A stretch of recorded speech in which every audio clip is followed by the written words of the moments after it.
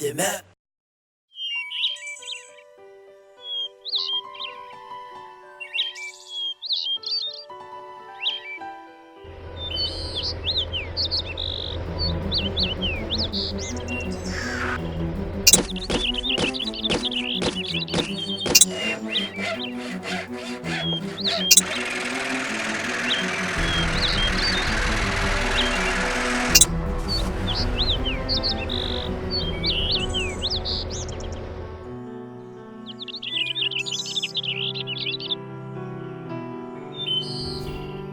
ئەلۆ پۆلیسی دارستانە و ژینگەیە؟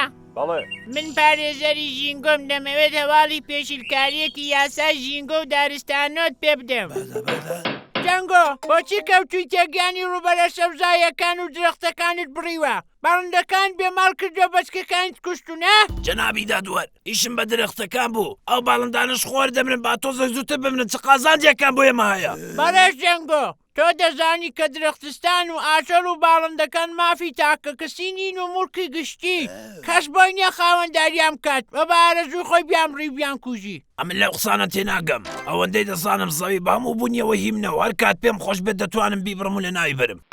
تۆ بە پێی یاسای ژینگە تۆمەتباریت بۆیە دادگا تۆمەتت ئاراستە دەکاوە حکومت بەسەردا دەسەپێنیت لەبەر ئەوەی ڕێژەیەکی زۆر درەختت بڕیوە بوویتەتە هۆی لە ناوچوونی ئاژەڵ و باڵندەکان بە پێی هەردوو یاسای پاراستنی ژینگە و دارستان و یاسای پاراستنی ئاژەڵ و باڵندەی کێوی بڕی 200 ملیمێ سەزا دەدرێ و ماوەی 1 ساڵ زیندانی دەکرێت. ئەگەر ئەم تاوانە دووبارە بکەیتەوە سەزاکەت دەبێتە 2 هێندە.